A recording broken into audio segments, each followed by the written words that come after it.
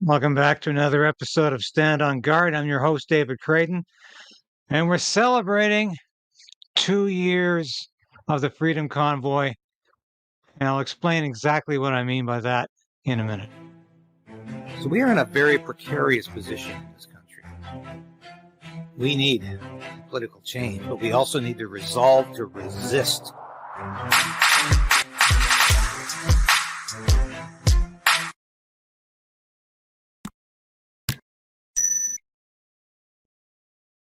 Yes, please ring that bell. Subscribe if you haven't. And please support this station. I really thank you for watching today. And yes, thank you again for all your condolences and your support over the loss of Sasha. And ring the bell in Sasha's memory, please.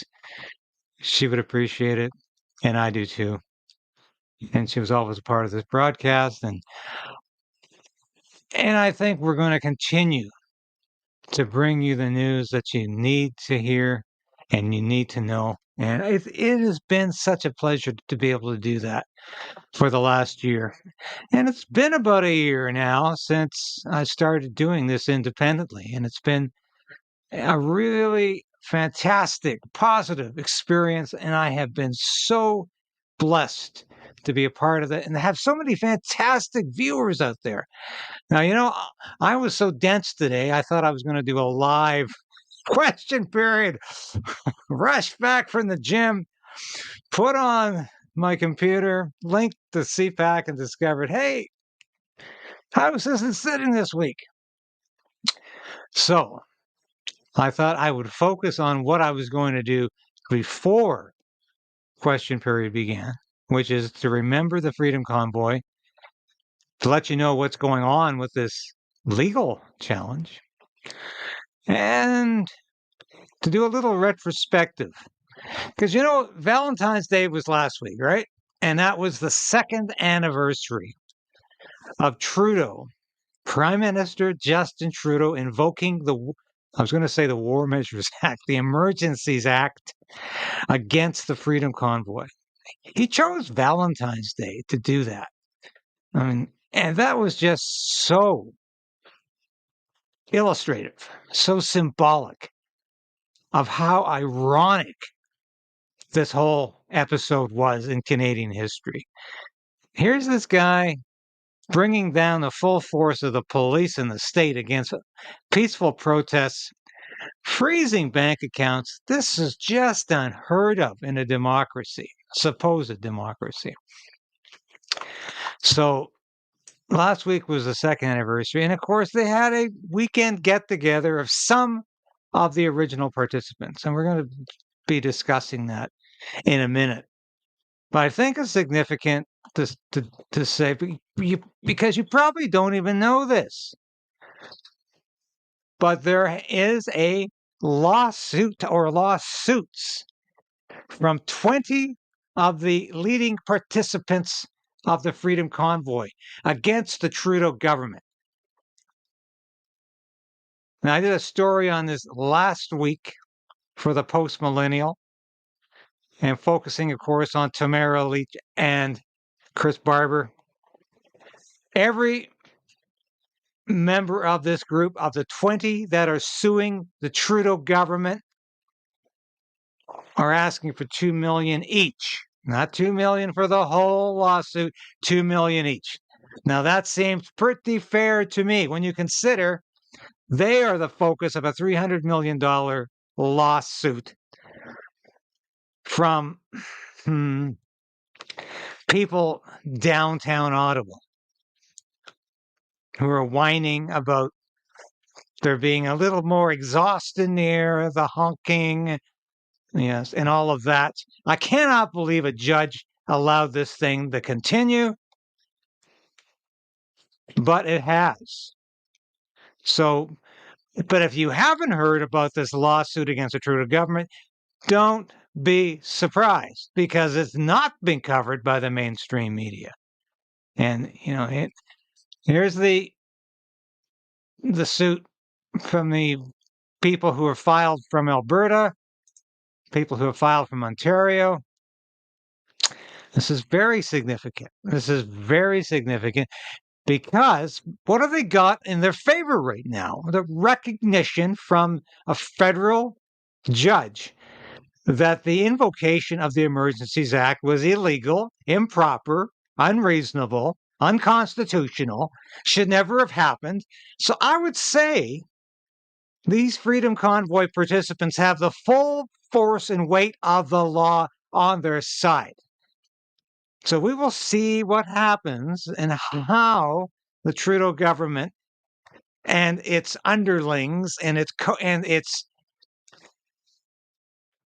dark underside tries to obfuscate, tries to hide, tries to minimize all of this legal activity. And you know they will.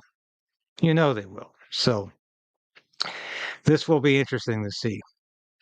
But of course, there was a bit of a reunion this weekend. And I want to show a brief clip from a news conference that was covered by CPAC. And I'll tell you why this is significant in a minute. So tomorrow, Saturday, the 17th, starting at 11 a.m., there's a permit issued on Parliament Hill. So most of our activities will be on Parliament Hill. That begins at 11. There's some music. We're hoping to have speeches around probably noon. And then the planned march is at 2 p.m. So we've been working with Ottawa Police to figure out a route for that. There are some other things going on in the city. It's the final weekend of Winterlude this weekend, and there's also some other planned protests. So the parade or the march route isn't exactly finalized yet, but we're working with Ottawa Police to make sure that that's going to go off okay. And then we're back to the Hill after the march till about 5 o'clock probably. What can you? Now, why is this significant that CPAC would cover this news conference? Because there's a dawning realization amongst the mainstream media that the Freedom Convoy participants were really treated shabbily by the Trudeau government. It's taken them a while to get to that point. It's taken them a while even to say Freedom Convoy, to write Freedom Convoy without putting quotation marks around it. Like this is really their way of being condescending. It has been. But I tell you, transformation has taken place because not only was this federal court decision very significant and very visceral on the mainstream media, but those members of the mainstream media that have been covering the Freedom Convoy trial of Tamara Leach and Chris Barber, as I have, when it first started, believe it or not, way back in September after the Labor Day weekend, their opinion, the opinions in the mainstream media have gradually begun to soften. And they've begun to understand what the Freedom Convoy was all about. While they've watched the evidence compiled by the prosecution, which really has not helped the prosecution's case at all, but has in fact confirmed everything the Freedom Convoy lawyers and participants have said from day one, that this was a peaceful protest and that they encouraged everybody to peacefully protest, to listen to the orders and instructions of the police, to not go out of their way to harass or bother the residents of Ottawa. The evidence played in video and audio format by the prosecution again and again and again confirmed that. I don't know what they were trying to prove, honestly. And I sat there for 90% of it, and I'll be back in March when the defense finally begins its case. Ridiculous that a trial on mischief charges would be going on after all of these months. But that's beside the point. It's interesting that I have seen reporters who were hostile to the Freedom Convoy initially have become increasingly not so hostile, almost positive, as they have listened to the testimony and they have interviewed the Freedom Convoy lawyers. Very, very evident to me. So when I see Chris Dacey who does a bang-up job capturing a lot of video that mainstream media outlets don't bother to get. And I've used Chris's work on this broadcast, happily thanked him for it, sometimes reimbursed him for it, because he does great work. But when I see CPAC interviewing Chris Dacey, I know something's changed. Something has changed. There seems to be cracks in the establishment. In this country that has allowed Justin Trudeau to get away with authoritarian government, that has allowed him to freeze bank accounts, that allows him to invoke the Emergencies Act. When the federal court said no, he went too far, I believe there's been a shift. At the same time, you see the institutions in this country continue to support woke politics. Here's my column from last Saturday in the Epoch Times saying the politicization of our key institution pushing woke ideology is unsettling. Now, specifically what I talk about in this column is how the Canadian Security Intelligence Service, CSIS, has admitted they're going after people opposing gender ideology. And that includes parents who don't think their 12-year-olds should be having sex changes, should be receiving puberty blockers, should be chemically castrated, and should change their pronouns without even telling their parents. The Epoch Times thinks the CSIS thinks these people, these parents are now a security threat. Now that has to stop. So I encourage you to read my column about this in the Epoch Times because it's significant. Because this is exactly what has happened in the United States, where the Biden administration has used the FBI and the Department of Justice to harass and penalize parents who object to what their children are being taught in schools. The FBI specifically targeted parents who went to school board meetings to oppose critical race theory in the classrooms. And now we discover that CSIS, why are they going after parents? Why is CSIS apparently spying on Canadian parents? We know in the United States that the CIA, the Central Intelligence Agency, has for decades been misusing its power and operated as a domestic spy agency when it's supposed to be an extraterritorial spy agency. It's not supposed to have anything to do with domestic politics. But over the years, it has gone after Americans who it has targeted for various reasons. I won't get into all of that right now. But apparently CSIS is taking a plank from the CIA and is now going after Canadian parents and Canadians who are concerned about gender ideology in the schools, who don't think this should be part of their children's curriculum. And I think they should be part of the learning experience, to say the least. They think they should be in the loop. They should know what their children are being taught. And the only premier who has categorically come out against this and comprehensively stated a pro-parental rights position is Alberta Premier Danielle Smith. There has been some very significant action from the province of New Brunswick, from Premier Blaine Higgs, and there's been some very good work in the province of Saskatchewan by Premier Scott Moe. both of these provinces and these premiers have stood up for parents. But what Danielle Smith came out with a week or so ago was much more comprehensive and really, I think, has set the standard for what other provinces need to do to protect parents and children. Let's stop saying that this is gender affirming care. This is potentially catastrophic medical intervention in the lives of children. This is not just consequential, although it is consequential, it can be potentially catastrophic. And we need to pause and think about what we're doing.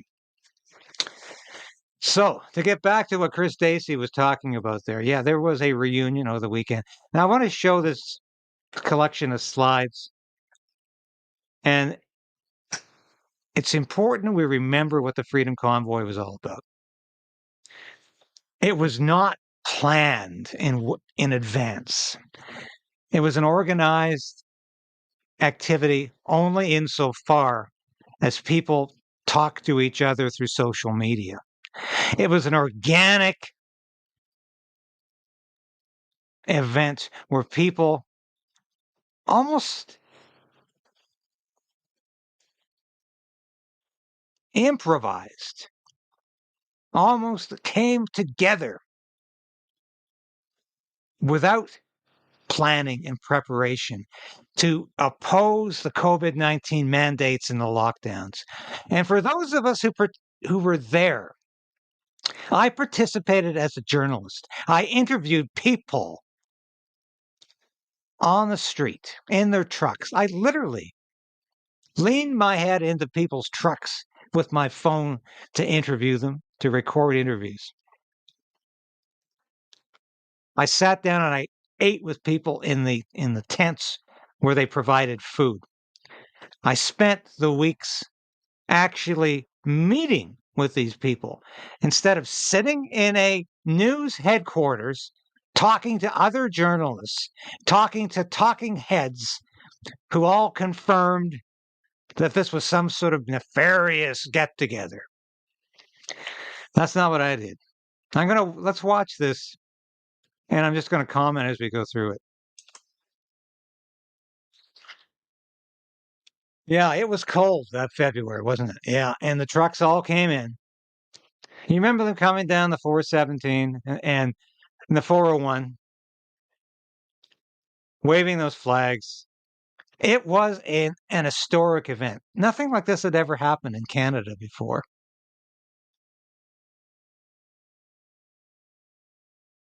People rallied and they stood on the bridges and the overpasses. They gathered, they congregated at gas stations and truck stops to welcome our heroes. They welcomed them because it was a moment of freedom. After all of these authoritarian lockdowns, people felt like somebody was trying to change things. And it was a marvelous experience. It was a liberating experience. And you remember they needed gas. Yeah. And there's all the food that came in. And like in things like toothpaste. Fuel cans are so hot right now. And you remember what it was like in that main street in Ottawa. Yeah. And there was lots of things for the kids to do, including bouncy castles that always got the mayor of Ottawa so upset. The hot tubs. It was a truly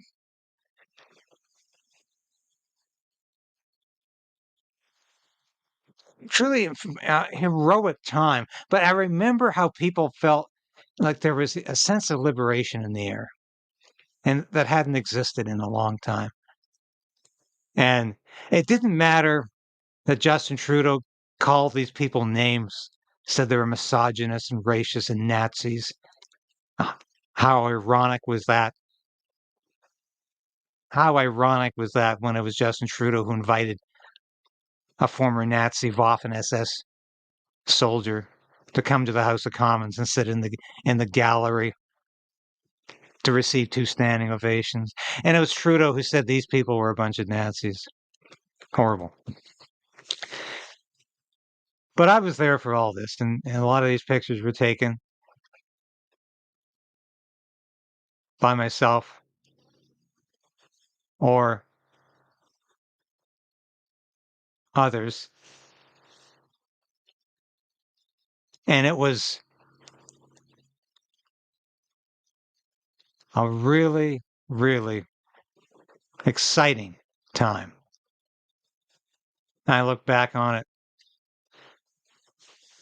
as a period in Canadian history that I am very glad I was a part of, and I'm happy I was able to be there to report it. And I think I did as good a job as I could have. And when you look at some of these pictures and you see how multiracial and how multi-ethnic this all was, you know, it was marvelous, because all of those people who said these are all a bunch of white men, angry white men, weren't there. They weren't reporting on the street. They were sitting in their CBC office or their CTV office or the Toronto Star office and just making it up, writing the government talking points down, regurgitating the government news releases. They weren't actually meeting the real people. And that's a shame. But like I say, there's been a softening. There's been a gradual realization that the media got it wrong 2 years ago. Most of the media got it wrong. The new media and the independent media didn't get it wrong. Most of the legacy media got it badly wrong. But I think that's a position that's softening, as I said, because they realized how wrong they were. But it's a pleasure to share this with you and to look back on this time, because it was a period of tremendous history. We're going to be looking at a lot of other things this week, because question period is not sitting. It's not happening. The House is not sitting this week. We're going to keep some issues alive. And one of those issues we need to keep talking about is the ArriveCan app. It's almost 1,000 times more expensive than it was supposed to be. Trudeau's friends benefited. I'm going to be talking about this on Redacted this week, but I'm also going to be talking about it in my broadcast. How many times has the opposition had Trudeau against the wall on a significant issue like this, and then the House stops sitting for a week? The House has a break. Question period stalls, stops for a week. The House isn't sitting. This has happened so many times. It is incumbent upon honest journalists to keep this story alive, because this is an outrage, this is a scandal, and we're not going to let Justin Trudeau get away with this. And there's more to come. We're going to be talking about ArriveCan this week and a lot of other issues. Because just because question period is not happening, just because the House isn't sitting, that doesn't mean the issue is turned off for the week. Not here, not on Stand on Guard, not on Krayden's Right. We're going to keep talking about those issues. I want you to, if you're still watching, and I hope you are, please watch this little extra that I just put together. And I hope you enjoy this. God bless you all. Thank you for watching this episode of Stand on Guard and being a part of the Krayden'S Right channel. If you've watched this episode to this point, you've watched it all. And that's really important for a small station like this. We always say subscribe, hit the bell, Be a part of the Krayden resistance. Resolve to resist. That's what we're doing. And if you become a subscriber, if you're a supporter of this station or a member through Substack, through YouTube, and now you can be a local as well, that's so important to us because I couldn't do this without you. I made a decision to become an independent journalist about a year ago because I wanted to bring all of my experience in the military, in journalism, to you. I don't promise anything I can't deliver. I don't offer clickbait. I offer truth. The truth is out there, and it's my job to bring that truth to light and to you. Thanks for being a part of the Krayden's Right resistance, and we'll see you again soon. So we are in a very precarious position in this country. We need a political change, but we also need the resolve to resist. I did not call people who were unvaccinated names. The Prime Minister lied and his minions continue to lie. I feel because you all will have implants. And we measure your brain waves, and I can immediately tell you how the people react, or I can feel how the people react to your answers. Oh, no, Mr. Bond. I expect you to be chipped. I'm a liberal and a proud socialist, Mr. Speaker. This is a Manchurian candidate. For people who don't understand the expression, and I'm not talking about the movie, I'm referring to somebody who can be used as a useful idiot by another country to come out and spout these things off. He is a Marxist. End your silence. Speak up. For God's sake, stop complying. Start rebelling.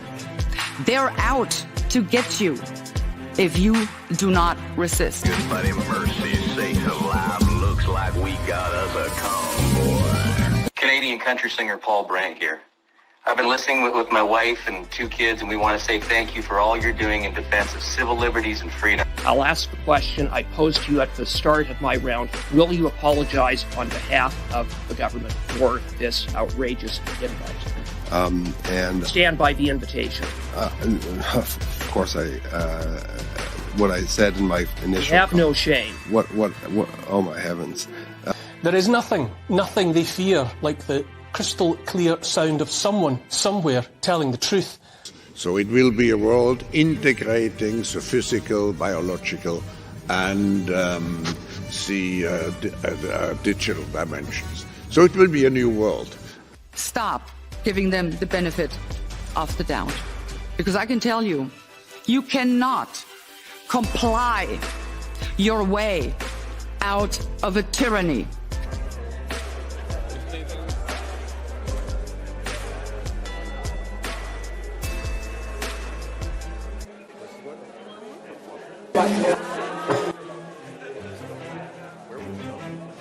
When did you and your government start to become so afraid of your own citizens?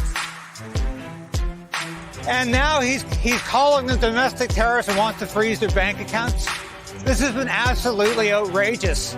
And everybody now is starting to agree that Justin Trudeau has lost this fight. That's the press, baby.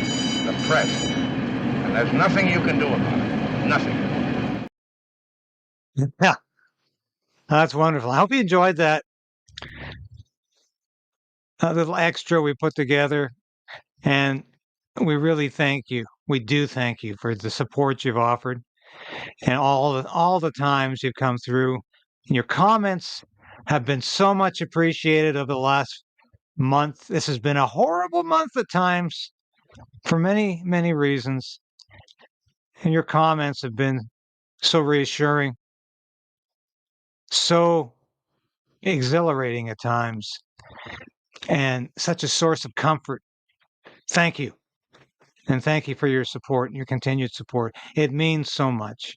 And I hope you continue to watch throughout this year and throughout this week, as I'm going to try to be here for you every day as we build and continue to build this station with your help and support.